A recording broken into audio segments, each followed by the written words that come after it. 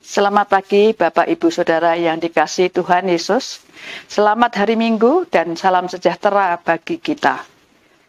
Ibadah kita hari ini, Minggu 2 Agustus 2020, di GKI Bogor Baru dan Pos Jemaat Sentul masih dilaksanakan secara online karena kita masih dalam masa PSBB transisi untuk pencegahan pandemi COVID-19.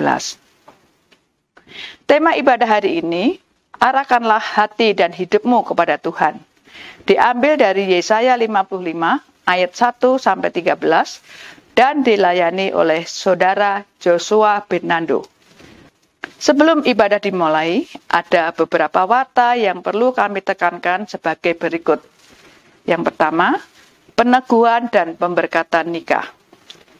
Dikarenakan tidak ada keberatan, maka kebaktian peneguhan dan pemberkatan nikah yang akan dilayani oleh Pendeta Darwin Darmawan akan dilaksanakan pada hari Sabtu 8 Agustus 2020 pukul 10 WIB di GKI Pengadilan Bogor atas diri Saudara Adrio Ferdinand, anggota Jemaat GKI Bogor Baru, dengan Saudari Clarissa Louis Miranda, anggota Jemaat GKI Pengadilan.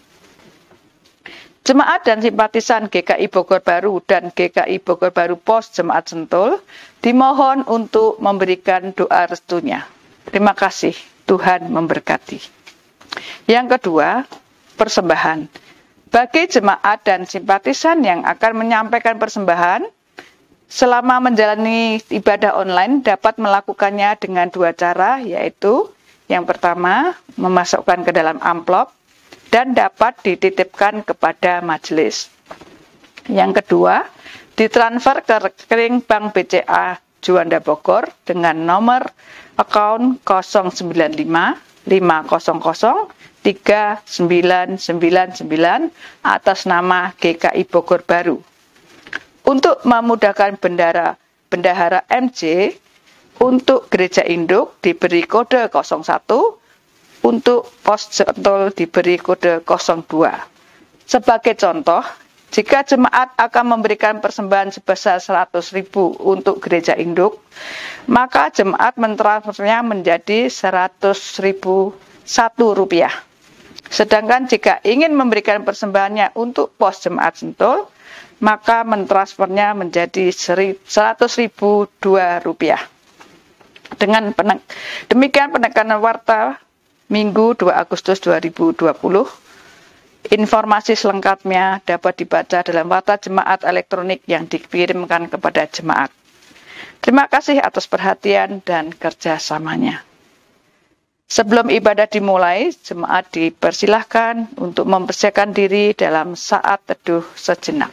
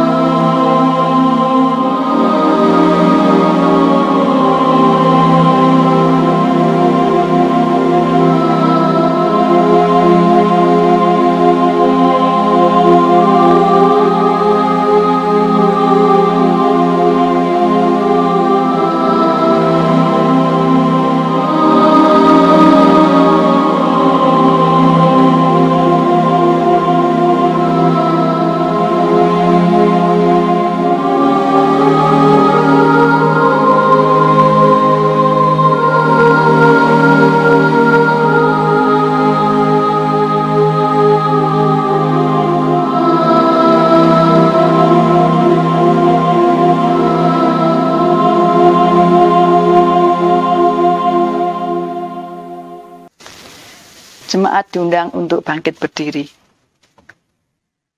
Umat yang dikasihi dan mengasihi Tuhan, inilah hari yang Tuhan adakan bagi kita untuk menghadap hadirat-Nya yang kudus dari tempat kita masing-masing. Meski berjauhan dan tidak memandang muka, kita dipersatukannya dalam ibadah hari ini. Bersama-sama, mari angkatlah hatimu pada Tuhan.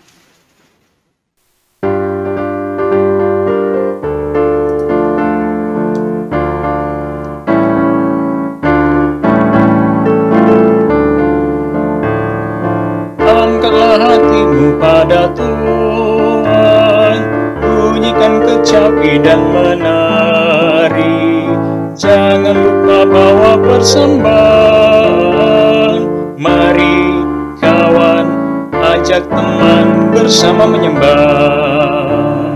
Sorak-sorak haleluya.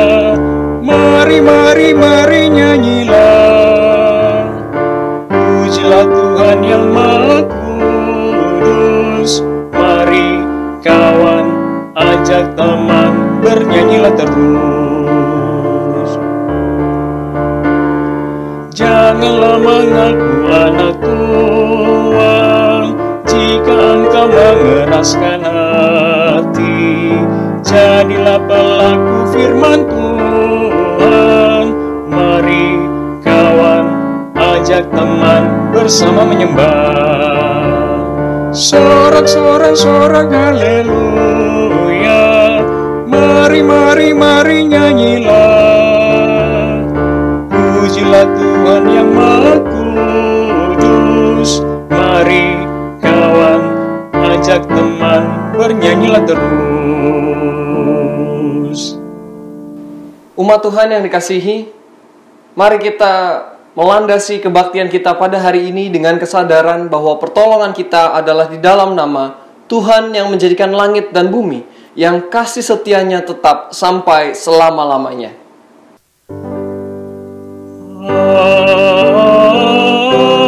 Amin, amin, amin.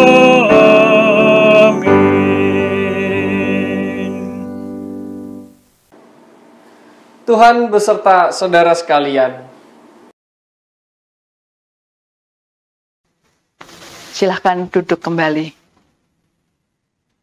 Arahkanlah hati dan hidupmu kepada Tuhan. Demikianlah tema ibadah kita pada minggu ini. Firman Tuhan dalam Yesaya 55 ayat 6 menyatakan, "Carilah Tuhan selama ia berkenan ditemui. Berserulah kepadanya selama ia dekat." Umat Tuhan yang selalu merasa lapar dan dahaga akan kebenaran, ia akan memperoleh kepuasan, karena janji Allah tidak mengecewakan.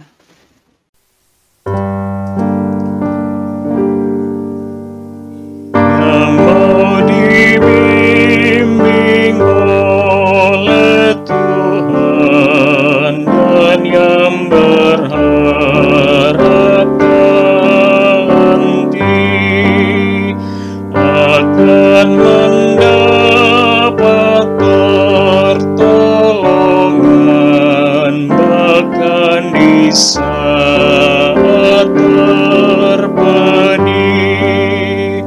Tuhanlah dasar imannya, bukanlah pasir alasnya.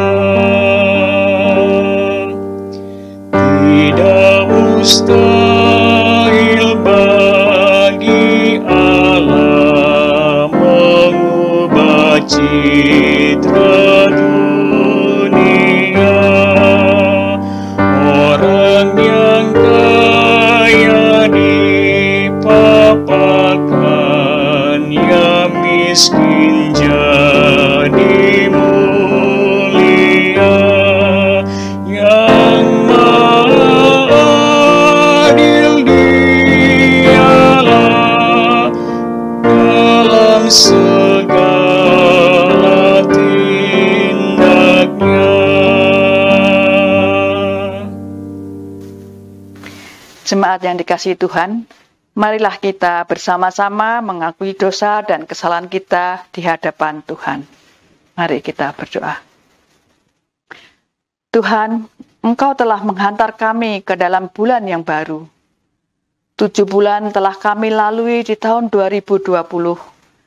Namun seringkali kami melupakan makna keberadaan kami di tempat yang telah Engkau tentukan.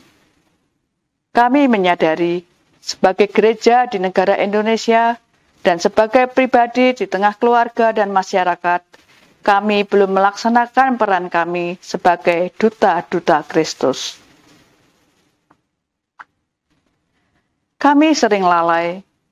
Kami tidak mengambil bagian dalam mewujudkan keadilan dan kesejahteraan.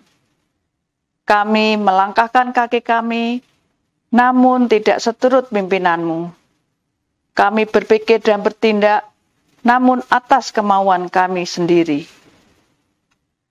Saat ini ya Tuhan, sebagai pribadi dan sebagai kesatuan tubuh Kristus, kami memohon ampun. Kami menyaksikan penyimpangan-penyimpangan telah terjadi di sekitar kami. Namun kami tidak terbeban untuk mengambil bagian dalam mengoreksi keadaan. Kami memohon ampun karena kami cepat memberi penilaian, namun menahan diri untuk melakukan perbaikan. Kami tidak meneladani Yesus yang rela mengorbankan segalanya bagi kami. Kini kami sadar, segala yang ada dalam diri kami, sudah sepatutnya kami persembahkan kembali untuk kemuliaan nama-Mu. Bapa yang penuh dengan kasih dan rahmat, kami mengakui dosa-dosa dan kesalahan kami. Kami mohon, perbaikilah hidup kami, tingkah laku kami. Arahkanlah kami sesuai apa yang Kau kehendaki. Dengarkanlah seruan permohonan kami, ya Tuhan. Amin. Saudara sekalian, mari kita dengan bangkit berdiri. Bagi kita yang telah mengakui dosa-dosa dan kesalahan kita, serta berkomitmen untuk mengubah kehidupan kita, kita menerima berita anugerah dari Tuhan yang diambil dari Mazmur pasal 145, ayatnya yang ke-18 sampai dengan 19. Demikian bunyinya. Tuhan dekat kepada setiap orang yang berseru kepadanya, pada setiap orang yang berseru kepadanya dalam kesetiaan. Ia melakukan kehendak orang-orang yang takut akan Dia, mendengarkan teriak mereka, minta tolong, dan menyelamatkan mereka. Di dalam Kristus kita telah diampuni. Kita yang telah dihapus dosanya, hendaklah selalu mengarahkan hati kepadanya. Dengarkanlah firman-Nya, agar panggilan hidup kita senantiasa seturut dengan rencana-Nya.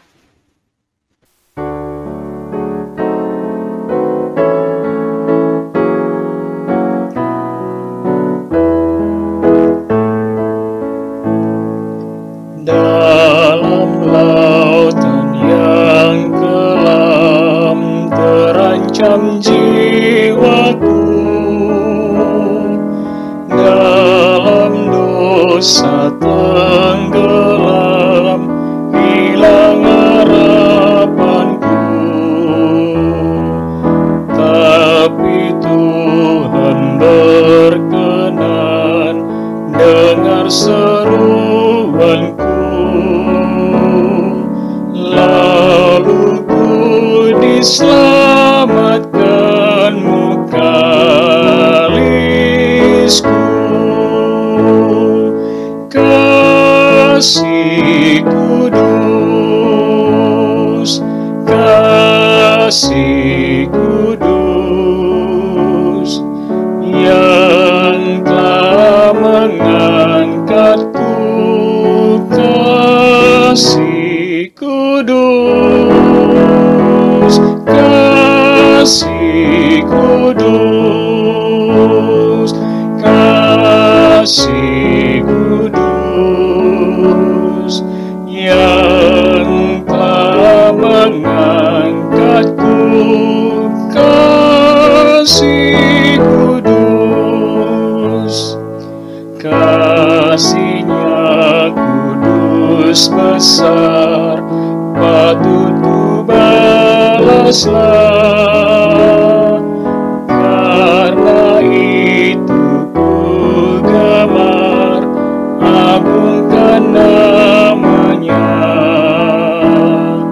Ku serahkan hidupku bulat kepadanya,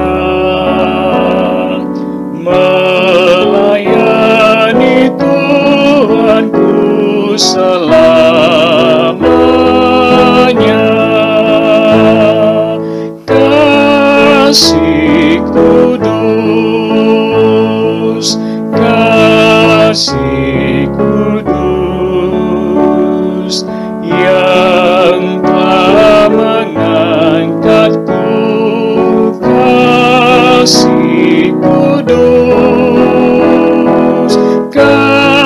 kasih kudus, kasih kudus yang telah mengangkatku, kasih.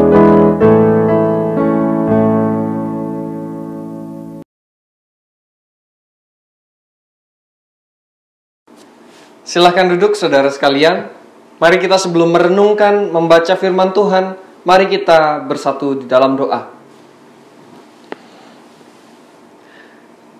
Ya Roh Kudus yang hidup di dalam hati kami, pada saat ini kami memohon pertolongan-Mu. Kami tahu kami lemah dan kami memiliki banyak keterbatasan, tapi kami ingin belajar firman-Mu yang begitu kaya. Kiranya firman-Mu boleh kami dengarkan dan kami resapi, kami renungkan dan kami lakukan. Tuntun kami agar kami boleh memahaminya sepenuh hati dan kami boleh melakukannya dengan sukacita. Ini kami siap mendengarkan. Berbicaralah, berfirmanlah ya Tuhan. Anak-anak-Mu siap mendengarkan. Di dalam nama Tuhan kami berdoa. Amin. Saudara sekalian, bacaan firman kita pada minggu hari ini diambil dari Yesaya pasal yang ke-55, ayatnya yang pertama sampai dengan ke-13. Yesaya pasal 55 ayat pertama sampai dengan 13. Saya akan membacakannya untuk kita sekalian. Ayo, hai semua orang yang haus, marilah dan minumlah air. Dan hai orang yang tidak mempunyai uang, marilah, terimalah gandum tanpa uang pembeli dan makanlah. Juga anggur dan susu tanpa bayaran. Mengapakah kamu belanjakan uang untuk sesuatu yang bukan roti, dan upah jerih payahmu untuk sesuatu yang tidak mengenyangkan? Dengarkanlah aku, maka kamu akan memakan yang baik, dan kamu akan menikmati sajian yang paling lezat. Sendengkanlah telingamu dan datanglah kepadaku. Dengarkanlah, maka kamu akan hidup. Aku hendak mengikat perjanjian abadi dengan kamu, menurut kasih setia yang teguh yang kujanjikan kepada Daud. Sesungguhnya, aku telah menetapkan dia menjadi saksi bagi bangsa-bangsa, menjadi seorang raja dan pemerintah bagi suku-suku bangsa. Sesungguhnya engkau akan memanggil bangsa yang tidak kau kenal, dan bangsa yang tidak mengenal engkau akan berlari kepadamu. Oleh karena Tuhan Allahmu dan karena Yang Maha Kudus Allah Israel yang mengagungkan engkau. Carilah Tuhan selama ia berkenan ditemui, berserulah kepadanya selama ia dekat. Baiklah orang fasik meninggalkan jalannya dan orang jahat meninggalkan rancangannya. Baiklah ia kembali kepada Tuhan, maka dia akan mengasihaninya. Dan kepada Allah kita, sebab ia memberi pengampunan dengan limpahnya. Sebab rancanganku bukanlah rancanganmu, dan jalanmu bukanlah jalanku. Demikianlah firman Tuhan. Seperti tingginya langit dari bumi, demikianlah tingginya jalanku dari jalanmu, dan rancanganku dari rancanganmu. Sebab seperti hujan dan salju turun dari langit dan tidak kembali ke situ, melainkan mengairi bumi, membuatnya subur dan menumbuhkan tumbuh-tumbuhan, memberikan benih kepada penabur dan roti kepada orang yang mau makan. Demikianlah firmanku yang keluar dari mulutku. Ia tidak akan kembali padaku dengan sia-sia, tetapi ia akan melaksanakan apa yang ku kehendaki, dan akan berhasil dalam apa yang kusuruhkan kepadanya. Sungguh kamu akan berangkat dengan sukacita dan akan dihantarkan dengan damai. Gunung-gunung serta bukit-bukit akan bergembira dan bersorak-sorai di depanmu, dan segala pohon-pohonan di padang akan bertepuk tangan. Sebagai ganti semak duri akan tumbuh pohon sanobar, dan sebagai ganti kecubung akan tumbuh pohon murad. Dan itu akan terjadi sebagai kemasyuran bagi Tuhan, sebagai tanda abadi yang tidak akan lenyap. Demikianlah firman Tuhan. Berbahagialah bagi kita yang mendengarkan, merenungkannya dan melakukannya di dalam kehidupan kita hari demi hari. Haleluya. Silakan duduk, saudara sekalian. Arahkanlah hatimu kepada Tuhan. Kita pasti sering mendengar kalimat ini. Biasa kita lakukan litani secara berbalasan dalam pengutusan. PF biasa bilang, arahkanlah hatimu kepada Tuhan. Lalu umat jemaat menjawab, kami mengarahkan hati kami kepada Tuhan. Kalimat yang sering kita lakukan dalam ibadah. Tapi apa maknanya? Hari ini saudara sekalian kita diberikan tema, arahkanlah hatimu dan hidupmu kepada Tuhan. Hari ini kita diajak untuk merenungkan bagian bacaan firman Tuhan dari Yesaya pasal 55 ayat 1 sampai dengan 13 dengan tema tersebut. Apa menariknya bacaan kita hari ini? Saudara sekalian, bacaan kita terletak di Yesaya pasal 55 yang merupakan transisi antara bangsa Israel dalam pembuangan dan mereka akan bebas. Di ayat setelahnya kita dapat menemukan bangsa Israel bebas dari Babel. Tapi di sini mereka masih menantikan janji kebebasan itu. Dan di sini Tuhan mengajak bangsa Israel dan kita sekalian untuk menghayati, mengarahkan hati kepada Tuhan. Apa maknanya? Apa maksudnya? Ibu bapak saudara sekalian, saya ingin mengajak kita untuk merenungkan bagian bacaan kita di dalam dua bagian besar. Yang pertama di ayat pertama sampai dengan ke-7, lalu dilanjutkan ayat 8 sampai dengan 13. Mari kita cermati dulu bagian yang pertama. Di sini di ayat yang pertama dimulai dengan sebuah undangan bagi setiap mereka yang haus, datang kepadaku. Mereka yang lapar, aku berikan secara cuma-cuma. Lalu di bagian yang kedua tentang membelanjakan sesuatu yang percuma, sesuatu yang sia-sia. Jerih payah dibelikan sesuatu yang tidak mengenyangkan. Ini berbicara tentang air dan roti. Ibu saudara sekalian, saya ingin mengajak kita mencoba menghayati bagian bacaan ini dengan lebih dalam. Mari saya ingin mengajak kita membaca Injil Yohanes pasal yang ke-6 ayat yang ke-35. Maka kita akan sedikit mendapat gambaran apa maksudnya di sini. Yohanes pasal 6 ayat 35, saya akan membacakannya. Kata Yesus kepada mereka, akulah roti hidup, barang siapa datang kepadaku, ia tidak akan lapar lagi. Dan barang siapa percaya kepadaku, ia tidak akan haus lagi. Bapak ibu saudara sekalian, kita bisa mengerti siapa dan apa yang dimaksudkan dengan air dan roti. Ya, air dan roti di sini adalah Tuhan sendiri. Kalau kita bisa menghayati, kita bisa menemukan makna dari ayat ini, apa yang Tuhan ingin sampaikan kepada kita. Tuhan hadir dengan membuka hatinya begitu lebar. Atau kalau menggunakan bahasa yang sehari-hari, kayaknya Tuhan ingin bicara dengan kita. Ini loh aku datang kepada kalian. Tinggalkan hal-hal yang sia-sia. Kalian mengupayakan hal-hal yang sia-sia. Kalian sudah punya hal yang lebih berharga. Ibu bapak saudara sekalian,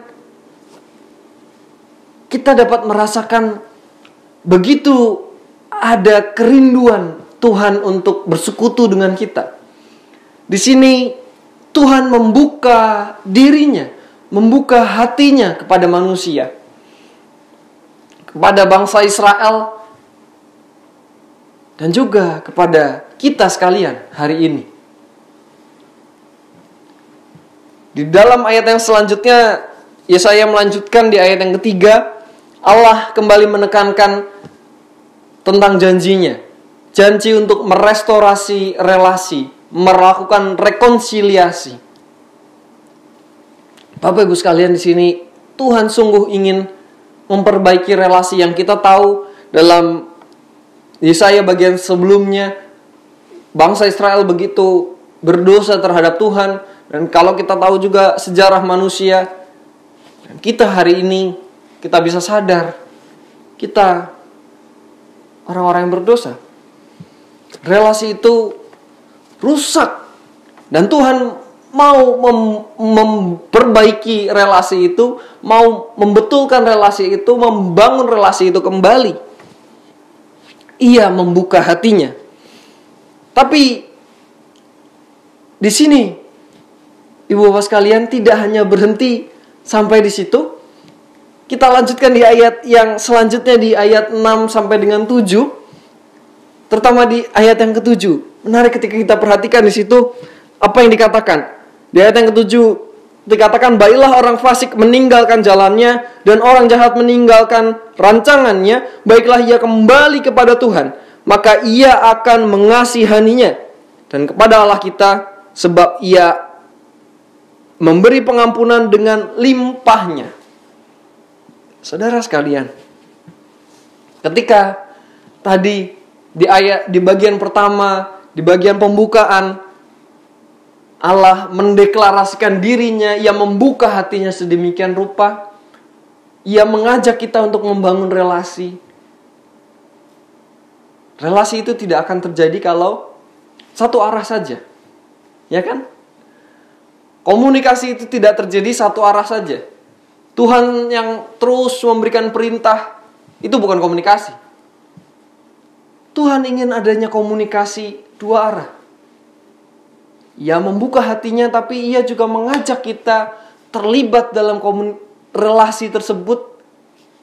Di sini, Tuhan mengajak untuk bertobat.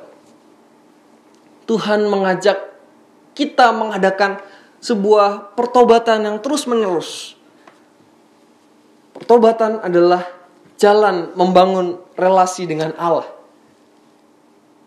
Menarik, saudara sekalian. Ketika kita diajak untuk merenungkan, menghayati apa sih makna mengarahkan hati kita, mengarahkan hidup kita kepada Allah. Kita diajak yang pertama adalah untuk ini. Untuk membangun relasi dengan hidup bertobat. Dengan hidup pertobatan. Saudara sekalian, kalau kita bisa pahami relasi itu dua arah, ketika Tuhan mau membuka hatinya, kita juga perlu meresponnya dengan pertobatan kita. Pertobatan akan apa? Kalau dalam Yesaya ini, saya lebih spesifik mengenai pertobatan akan kesia-siaan. Hal-hal yang sia-sia. Di ayat yang kedua, di situ dikatakan, mengapakah kamu belanjakan uang untuk sesuatu yang bukan roti, dan upah jerih payahmu untuk sesuatu yang tidak mengenyangkan? Dengarkanlah aku, maka kamu akan memakan yang baik, dan kamu akan menikmati sajian yang paling lezat. Saudara sekalian, kita seringkali tidak fokus kepada Allah. Kita seringkali lupa bahwa kita perlu menghidupi pertobatan itu terus-menerus. Oleh sebab itu, kalau Yesaya mengajak, bertobatlah. Bertobat dari segala ketidakfokusan kita terhadap Allah. Kita begitu fokus di hal-hal yang lain. Kita begitu teralihkan. Di dunia ini banyak hal yang mengalihkan fokus kita kepada Allah. Nah, di sini ajakan untuk membangun relasi dan hidup dalam pertobatan jadi kunci yang pertama untuk mengarahkan hati kepada Tuhan.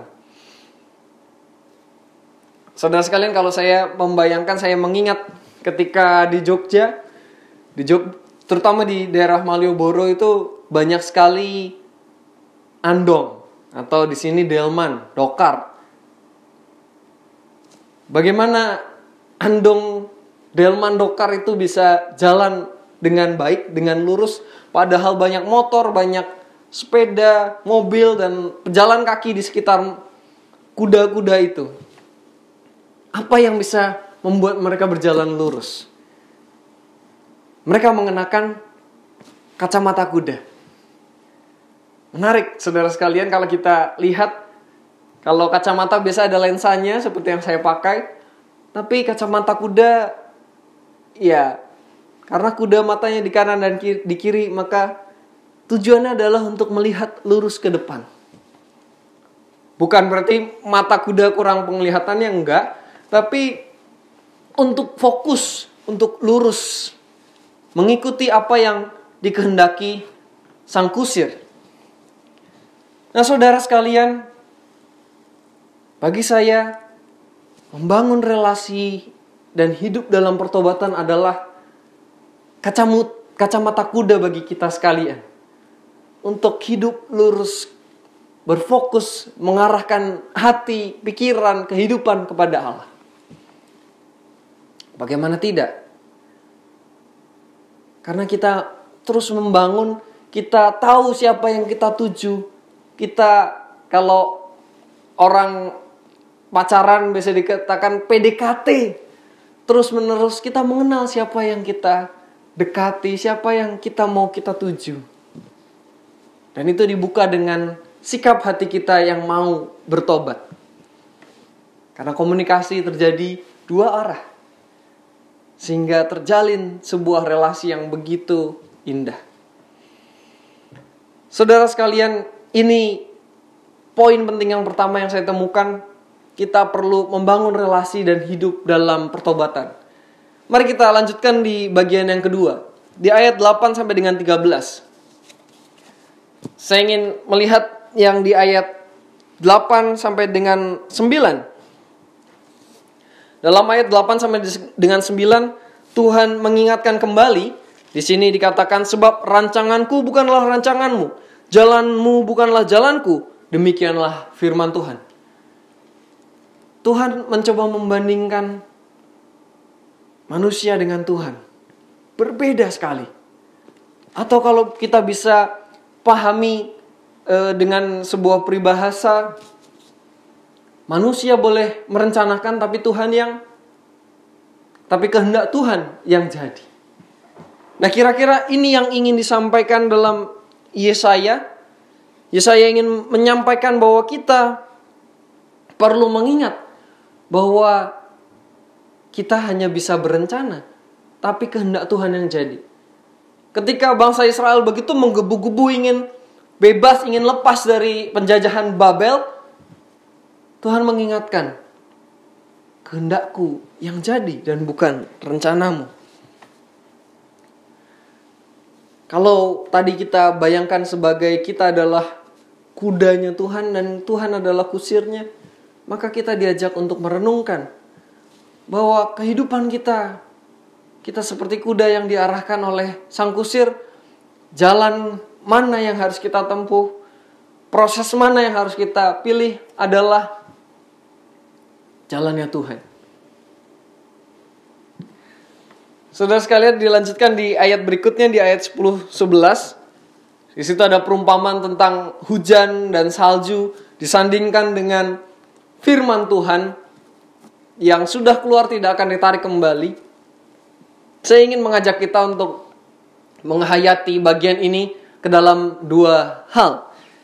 Yang pertama, saudara sekalian, kita dapat memahami ketika bangsa Israel yang begitu menggebu-gebu ingin bebas, ingin lepas, Tuhan mengingatkan bangsa Israel untuk yang pertama, memahami firman Tuhan yang keluar tidak akan ditarik kembali. Apa maksudnya? Kita pahami firman itu adalah janji.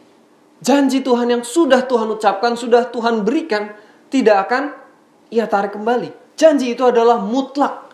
Janji yang diberikan Allah kepada bangsa Israel dan kita sekalian adalah sesuatu yang mutlak adanya. Ia akan penuhi janjinya. Maka kembali kalau kita bisa memahami tadi di ayat 8 dan 9. Oleh sebab itu Tuhan mengingatkan bangsa Israel bahwa bukan jalanmu, bukan rencanamu, tapi rencanaku yang jadi. Tuhan tidak akan ingkar janji, sehingga janjinya itu akan Ia penuhi.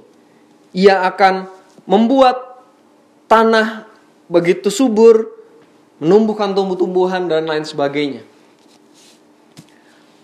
Asal manusia memiliki pengharapan dan setia berfokus padanya.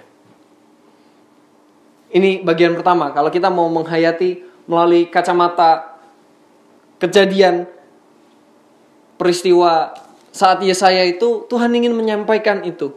Tapi mari kita juga tadi pahami dengan kacamata ketika Tuhan berkata, ini adalah rencanaku dan bukan rencanamu. Di sini saya ingin mengajak kita mencoba sedikit jauh melihat apa yang dimaksudkan dengan firman Tuhan. Di ayat yang ke-11, Tuhan mengatakan, demikianlah firmanku yang keluar dari mulutku, ia tidak akan kembali padaku dengan sia-sia, tetapi ia akan melaksanakan apa yang kukehendaki, dan akan berhasil dalam apa yang kusuruhkan kepadanya. Bapak Ibu Saudara sekalian, mari kita ingat kembali Kejadian pasal 1 ayat 26 ayat 27. Siapa manusia?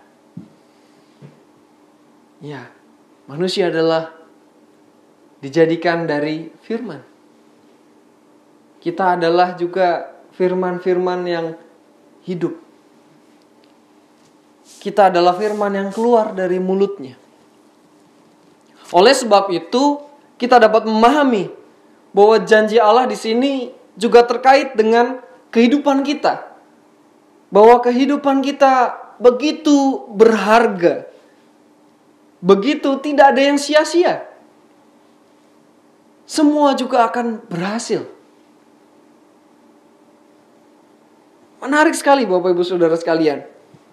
Firmanku yang keluar dari mulutku tidak akan kembali kepadaku dengan sia-sia.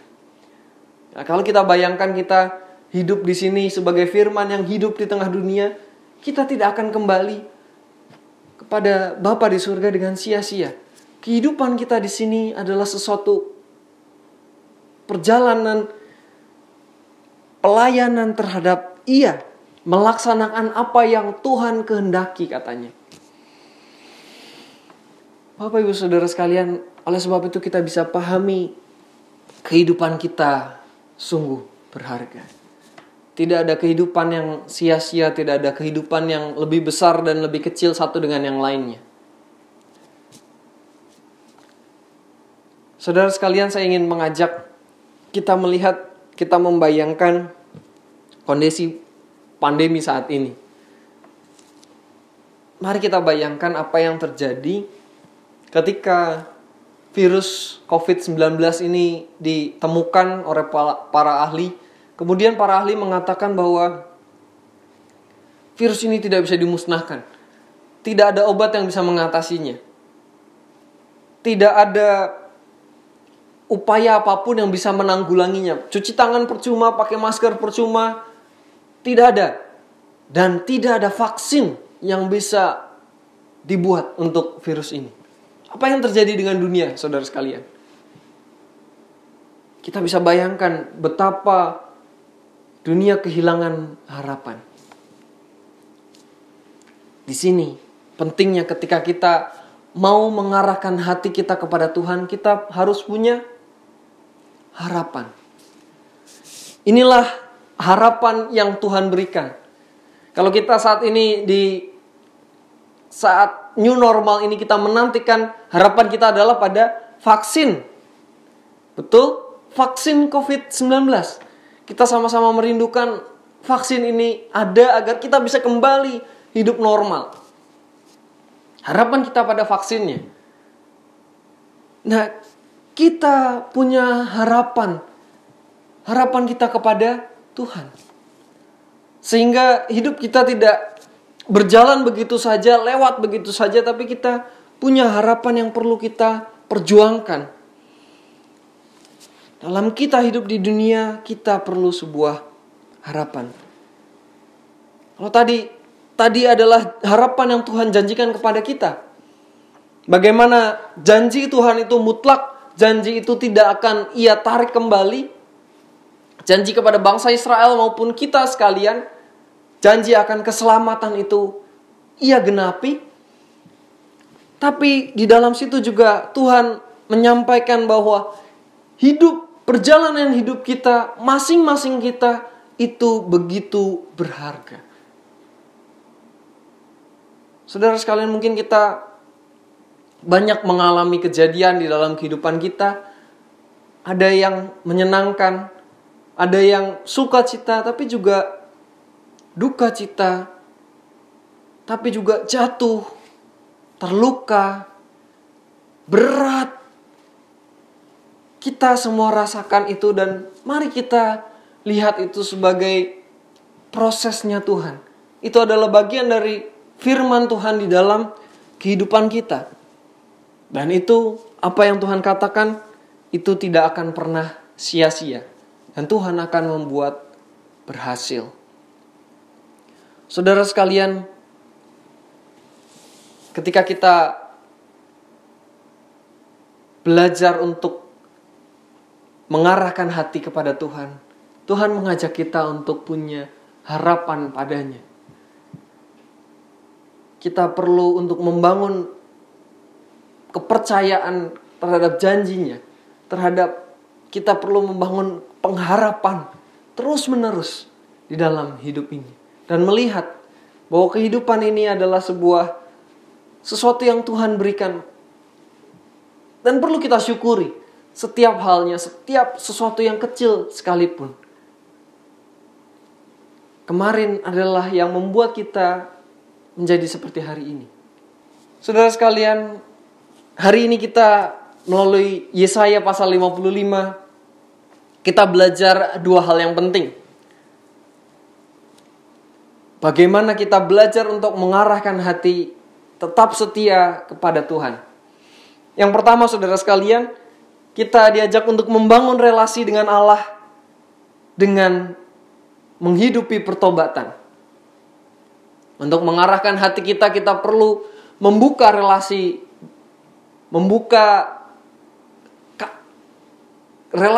satu dengan yang lain dengan Allah. Kita perlu membangunnya. Oleh sebab itu, karena relasi itu tidak hanya satu pihak, kita perlu membukanya dengan pertobatan. Kita perlu senantiasa bertobat, karena kita tahu kehidupan kita tidak pernah sempurna.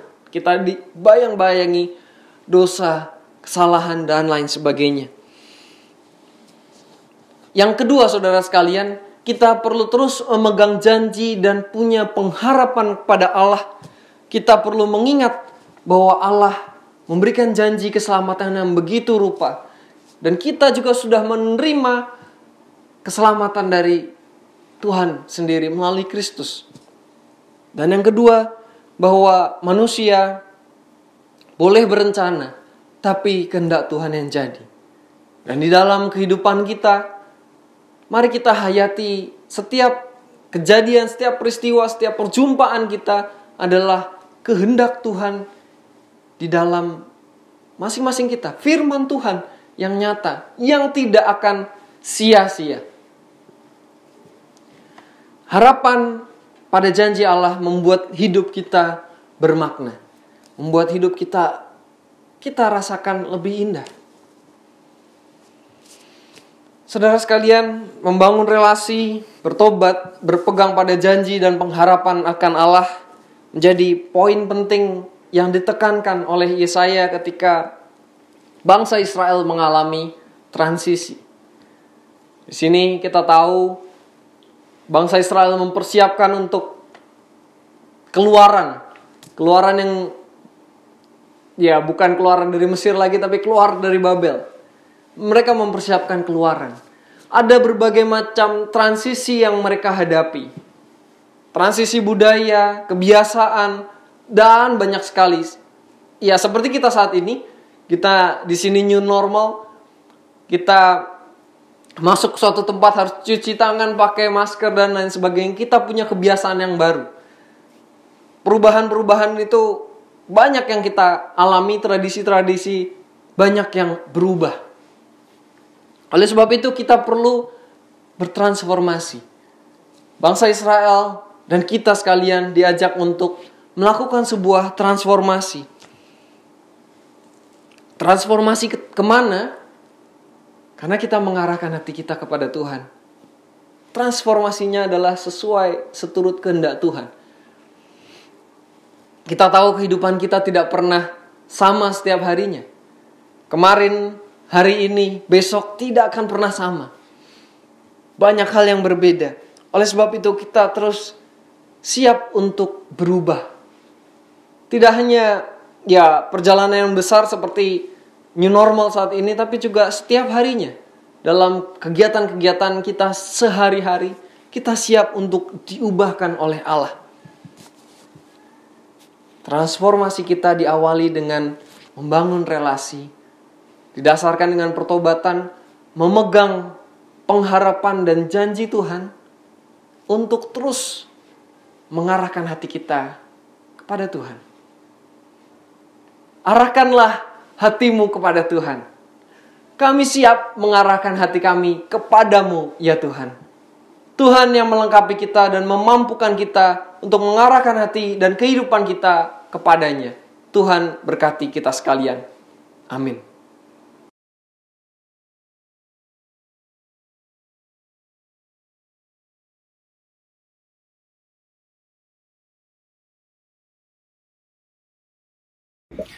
Jemaat Tuhan, mari kita bersama dengan umat Allah di masa lalu, masa kini, dan masa depan mengingat pengakuan iman pada janji baptisan kita menurut pengakuan iman rasuli.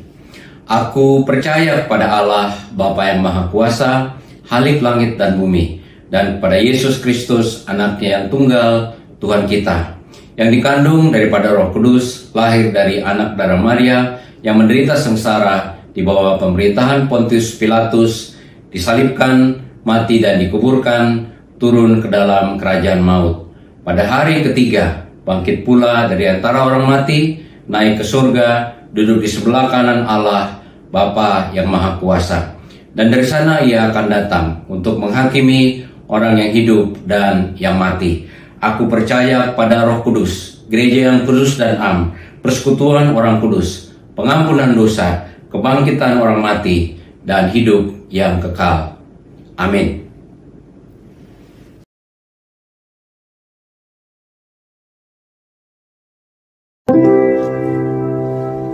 Isi dunia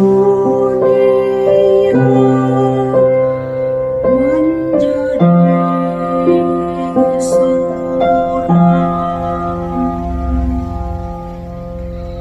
oleh sinar kemuliaan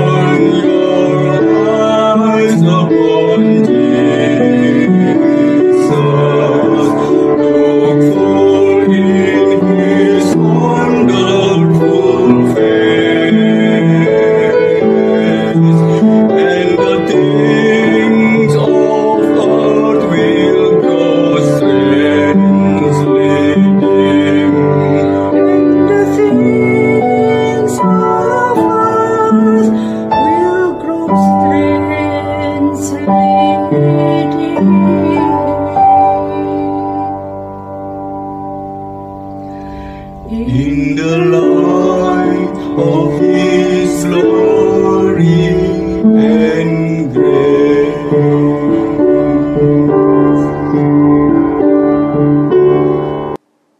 Saudara sekalian, mari kita menundukkan hati kita kepada Tuhan, kita menaikkan syafaat kita. Mari kita berdoa.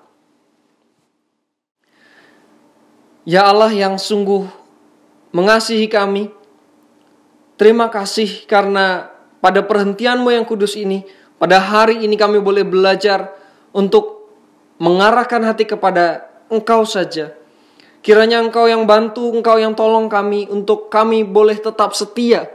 Kami boleh terus berkomitmen, fokus kepada Engkau saja. Karena kami tahu begitu banyak godaan, begitu banyak cobaan di tengah-tengah dunia ini yang berusaha menjauhkan kami daripada Engkau.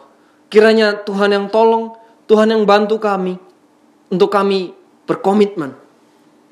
Tuhan, pada saat ini kami ingin berdoa untuk bangsa negara kami, Bapak. Kami ingin berdoa untuk upaya pemerintah di dalam menghadapi pandemi saat ini. Kiranya Tuhan berikan kebijaksanaan, ketabahan bagi pemerintah agar mereka boleh berjuang bersama-sama dengan rakyatnya menghadapi pandemi saat ini. Pun kami berdoa untuk rakyat Indonesia yang masih acuh tak acuh, tidak mempedulikan protokol-protokol yang ada. Kiranya Tuhan berkati mereka, tolong mereka, sadarkan mereka agar mereka boleh mematuhi protokol yang ada dan mengedepankan kehidupan.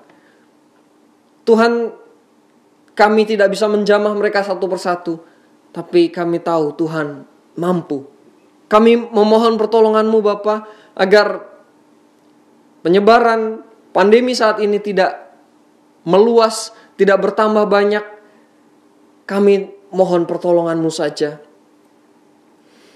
Kami ingin berdoa Bapa untuk anak-anak kami, rekan-rekan kami yang berusaha mencari pekerjaan, berusaha menghidupi keluarga dan diri mereka. Tuhan, kami tahu pandemi ini membuat sulit, membuat problem bertambah rumit. Tapi kami percaya ketika Tuhan turun tangan, tidak ada yang mustahil. Tuhan tolong mereka agar mereka boleh menemukan pekerjaan yang tepat.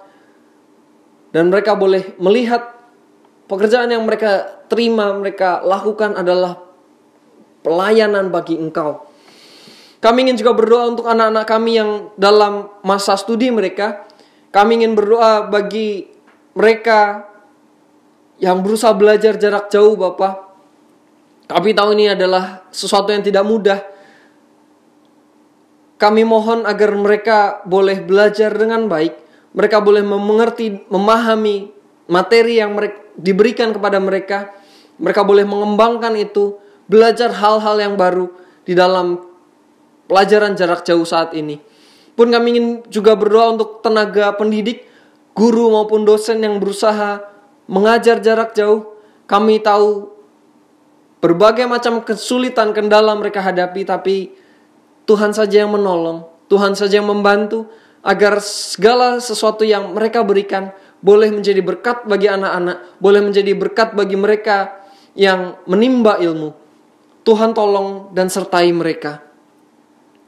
Tuhan, kami ingin juga berdoa untuk gereja kami, terutama ketika kami berusaha melayani di dalam pelayanan-pelayanan online, ibadah, persekutuan, pembinaan, pemuritan, segala sesuatunya Bapa. Tolong kami agar kami boleh terus mengedepankan dan berfokus kepada Engkau, agar nama-Mu boleh terus dimuliakan. Kami boleh terus memperbaiki diri kami ketika kami sadar berbagai macam kekurangan yang kami miliki, keterbatasan yang kami miliki. Kami boleh terus memperbaikinya demi kemuliaan-Mu saja. Tuhan, ketika kami juga berupaya untuk mengadakan ibadah onsite, tolong dan berkati kami agar kami boleh mengedepankan kehidupan, memperhatikan protokol-protokol yang ada. Kami boleh terus mempersiapkannya dengan sungguh-sungguh, karena kami melayani Engkau. Kami tidak ingin setengah-setengah, kami ingin sepenuh hati melayani Engkau. Bantu dan tolong kami ya Tuhan. Kami ingin juga berdoa Bapa untuk rencana pembajeman Pos Sentul. Kiranya Tuhan boleh berkati kami, menolong kami. Upaya kami boleh Tuhan jadikan berhasil, agar Pos Sentul bisa belajar lagi, menjadi gereja yang lebih dewasa lagi, institusi yang lebih kompleks, belajar tentang Engkau, belajar tentang bagaimana kehidupan bergereja melalui pembajeman ini. Kiranya Tuhan bantu upaya kami, Tuhan sertai dan Tuhan jadikan Pos Sentul semakin dewasa dan semakin dewasa, karena kami rindu Pos Sentul boleh menjadi rumah-Mu yang baru di dunia ini, di Sentul, dan menjadi berkat bagi banyak orang di sekitarnya. Tolong Tuhan, bukan demi nama kami, tapi demi nama-Mu saja. Kami ingin memuliakan nama-Mu melalui gereja di Sentul. Tuhan, kami ingin juga berdoa untuk rekan-rekan kami, saudara-saudara kami yang sakit. Kami ingin berdoa untuk Bapak Adi Halim, Ibu Hilda, Ibu Haryani, Ibu Sujadi, Ibu Payem, Ibu Hartati, Ibu Anastasia, Ibu Anasiboro, Bapak Paul Margono, Bapak Hasim. Kami ingin berdoa Bapak, agar mereka di dalam pergumulan akan sakit penyakitnya, kelemahan tubuhnya, mereka boleh terus menyerahkan dirinya kepada Engkau, berfokus kepada Engkau saja, sehingga mereka boleh terus merasakan kasih karunia yang Tuhan berikan, yang tidak pernah Tuhan lepaskan daripada mereka. Tuhan, tolong keluarga, rekan-rekan, saudara-saudari yang membantu, mereka yang melayani, mereka yang menolong di dalam kesehatan mereka.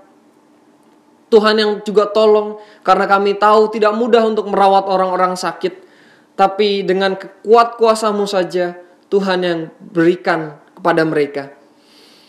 Tuhan, kami ingin juga bersuka cita atas kehadiran anggota jemaat yang baru.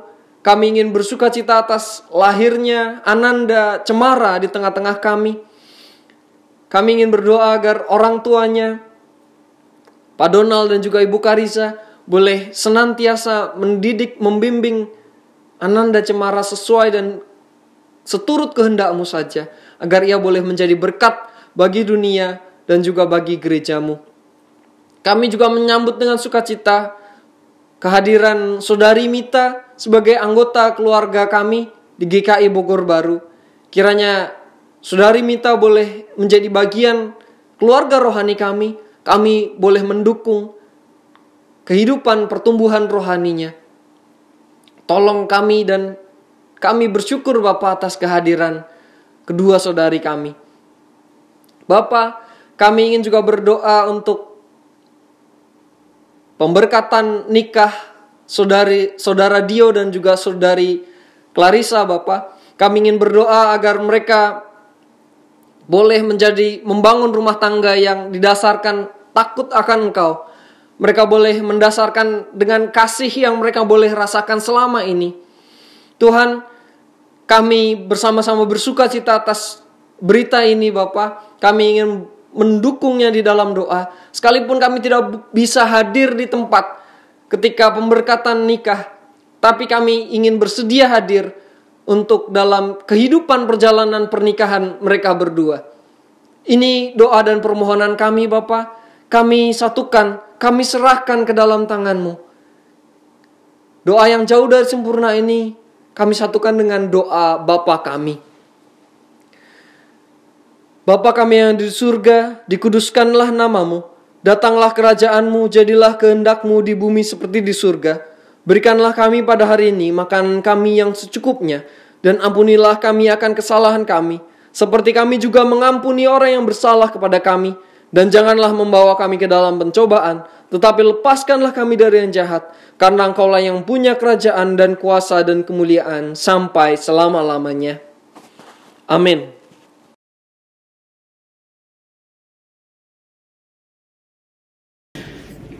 Jemaat yang dikasihi Tuhan, kita bersyukur karena hati kita telah disegarkan oleh firman Tuhan. Sebagai ungkapan syukur atas firman yang telah kita peroleh, tiba saatnya kita diberi kesempatan untuk memberikan persembahan sebagai ungkapan syukur. Sebelum memberi persembahan, saya akan membacakan Ibrani pasal 13 ayat 16 sebagai dasar bagi kita dalam memberikan persembahan. Dan janganlah kamu lupa berbuat baik dan memberi bantuan, sebab korban-korban yang demikianlah yang berkenan kepada Allah. Persembahan syukur dapat dimasukkan dalam amplop dan diberikan ketika kita telah beribadah secara onsite, atau persembahan dapat ditransfer ke rekening atas nama GKI Bogor Baru.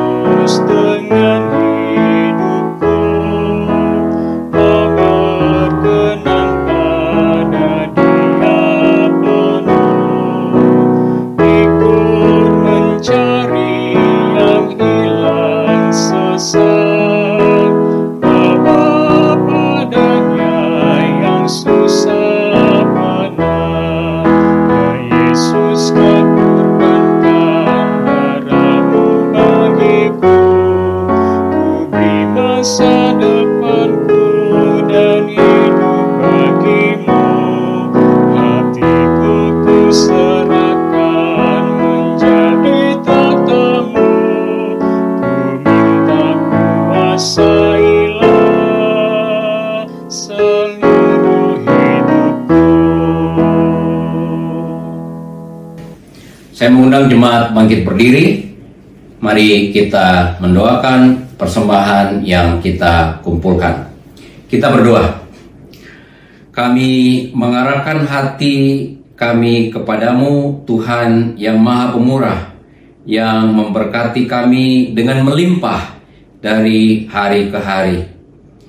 Terimalah persembahan yang kami berikan pada hari ini sebagai ungkapan syukur atas hidup kami dan juga atas pemeliharaan yang senantiasa Tuhan lakukan dalam hidup kami.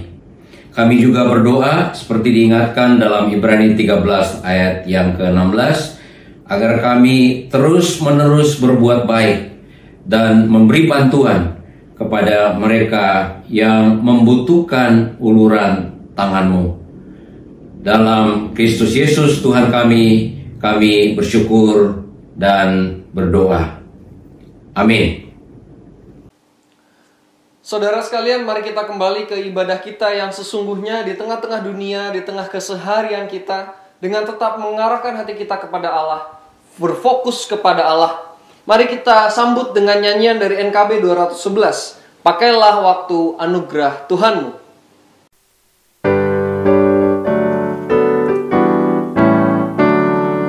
Jangan menyia-nyiakan waktumu, hibur dan tolonglah yang berkeluh. Biarlah lampumu terus bercahaya, muliakanlah Tuhan di hidupmu. Tiada yang bakal di dalam dunia, segala yang indah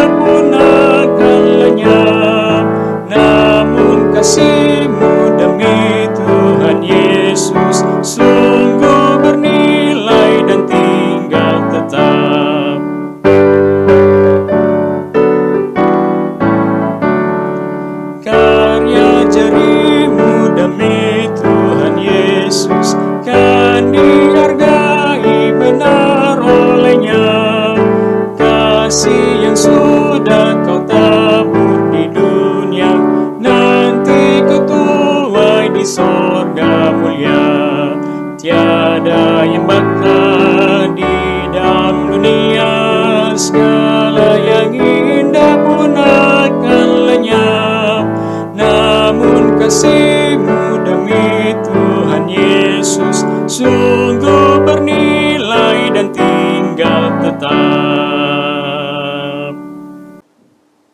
Marilah kita pergi dimanapun kita diutus. Mari kita mengarahkan hati kita kepada Tuhan. Jadilah saksi-saksi Kristus. Terpujilah Allah. Mari kita pergi dengan menerima berkat dari Tuhan. Tuhan memberkati kita dan melindungi kita. Tuhan menyinari kita dengan wajah-Nya dan memberi kita kasih karunia. Tuhan menghadapkan wajah-Nya kepada kita dan memberi kita sekalian damai sejahtera.